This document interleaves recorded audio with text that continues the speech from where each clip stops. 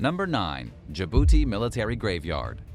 Located on the coast of the East African country Djibouti, Îlot de Héron is home to a military equipment graveyard.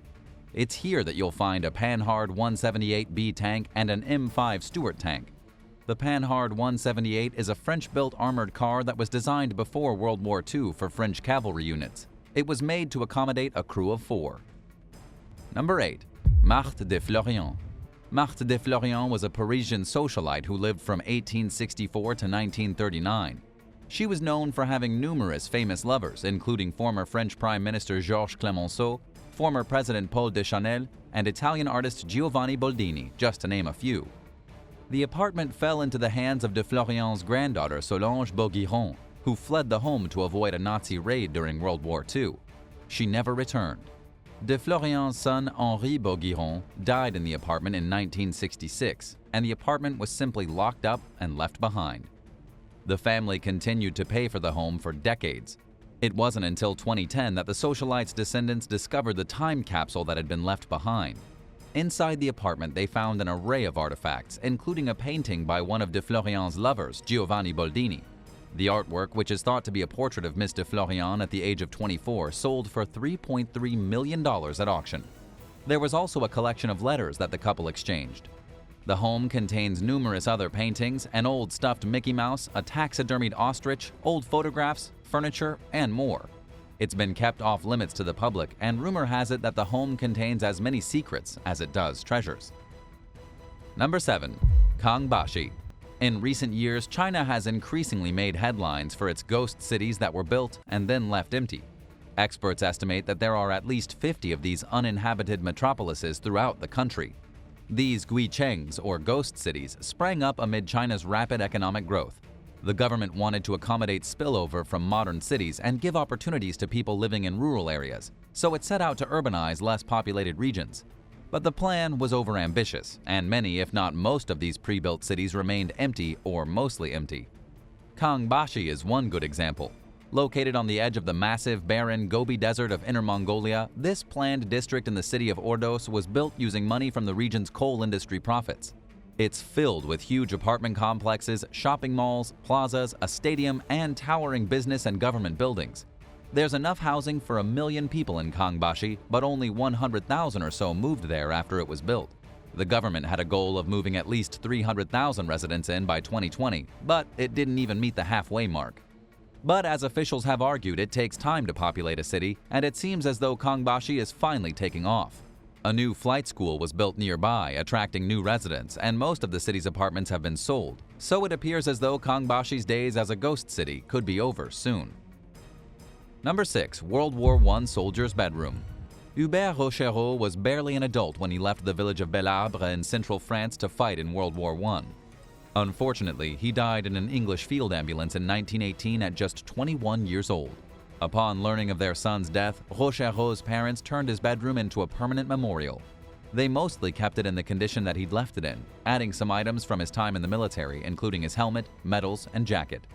Hubert's books, military manuals, pipe, cigarettes, pistol, knife, notebook, and other personal belongings were left on his furniture, including his bed and desk.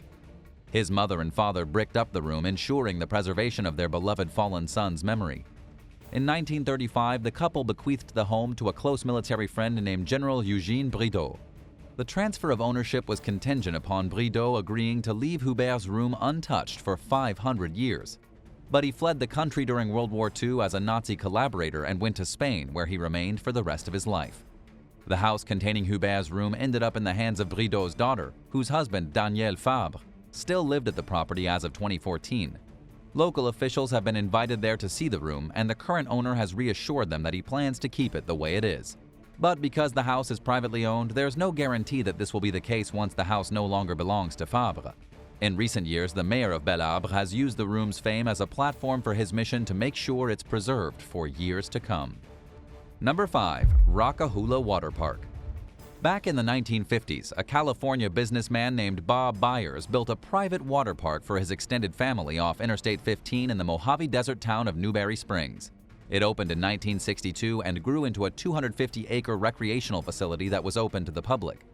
The property went by several names over the years, including Discovery Water Park, Rockahula Water Park, and Lake Dolores Water Park. These names reflect the various owners' attempt to rebrand the park as it was continuously plagued with bad luck. Whenever someone tried to polish the property's image in hopes of attracting a resurgence of visitors, it was as if something got in the way. Byers held on to the business until 1990. He sold it to an investment group who upgraded the equipment and reimagined the park with a 1950s theme. But their luck wasn't any better than Byers. After operating for just 3 seasons while accumulating copious amounts of debt, the park closed yet again.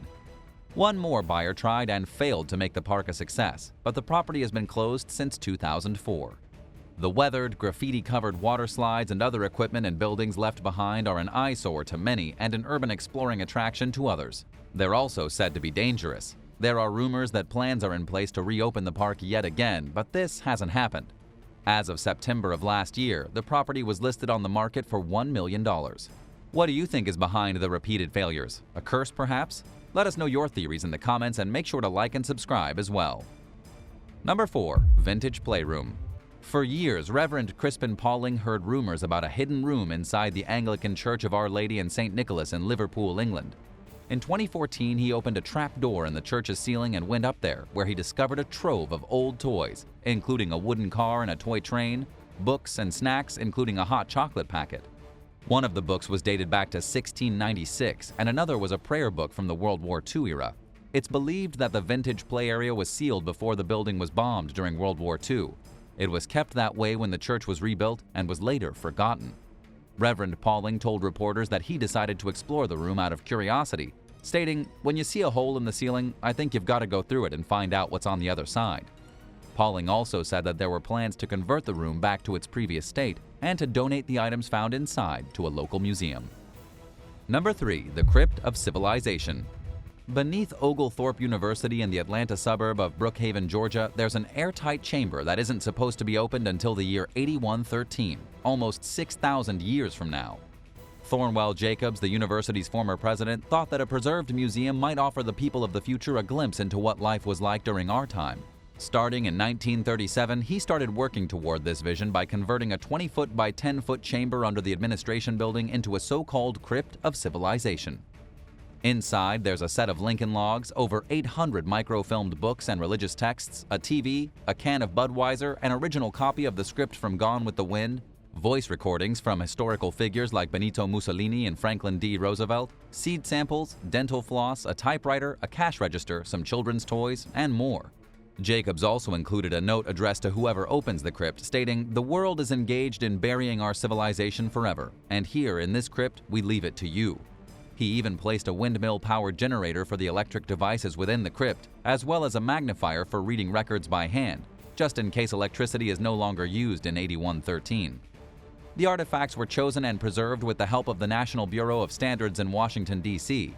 To prevent them from decaying, many of the items were placed inside stainless steel glass-lined containers filled with an inert gas.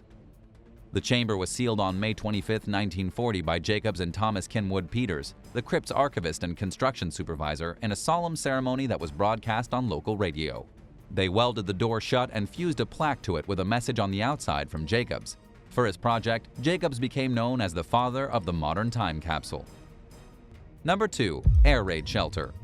For years, residents at an apartment building in Edinburgh, Scotland dismissed an old cupboard in their basement as a storage space. Nobody even gave it a second thought until a new neighbor named Liz Mowbray moved into the building and expressed her curiosity about it.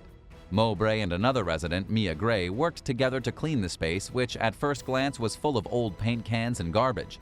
They realized that the space was much larger than everyone thought. The pair found wash basins, a heater, and a pair of rotting wooden bunk beds dating back to the World War II era. Based on these items, it's clear that the room functioned as an air raid shelter. It was a place where the building's residents would go during an attack, and then it was forgotten about after the war.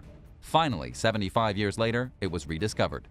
Speaking with the local news, Gray described the room as having a bench that wraps around the walls, no smoking signs, an emergency exit, a stove, and 2 triple bunk beds. She said that she thinks there were much more bunk beds, but they were too damaged to identify, and she mentioned that the ceiling is reinforced with metal sheets. Gray believes that a former tenant used the space for storage after the war, but they left so much junk in there it discouraged others from exploring or repurposing the room. Although Edinburgh wasn't a major target during World War II, it was still bombed from time to time. Locals had ample reason to prepare for an attack, and it's likely that the shelter was actually used on occasion. Number 1. Maison Mantin. Located in the town of Moulins in central France, Maison Mantin is a 19th century mansion that was commissioned by a wealthy civil servant named Louis Mantin as a place to showcase his antiques and art collection. When he died in 1905, his will dictated that the house would be shuttered after his death, only to be opened to the public a century later as a museum. Mantin's wishes were respected, well, for the most part. In 2010, just 5 years behind schedule and after undergoing extensive repairs for the damage that time had taken on the place, it was open to visitors for the first time. The eccentric man's bedroom is the highlight of the mansion, according to assistant curator Maud Léoduc, who spoke with reporters shortly after its opening. It's filled with gilded leather that was made in southern France in 1712. Léoduc described Maison Mantin as pretty standard for its time, but also very eclectic, with a lot of different styles represented throughout. One room, known as the Pink or Four Seasons room, belonged to Louise Alaire, a married woman that Mantin had an affair with for 2 decades.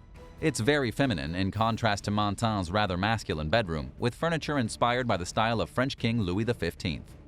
The home's restorers had a tough job cut out for them, with the time-worn mansion covered in insect and humidity damage. But they were careful to make it look exactly the way it did when Mantin was alive, giving visitors a rare opportunity to effortlessly step back over 100 years in time. That's all for today. Thanks for watching. If you'd like to learn more about fascinating abandoned discoveries, let me know in the comments below. And while you're at it, be sure to subscribe. Thanks again, and we'll see you next time for another amazing video right here on American Eye.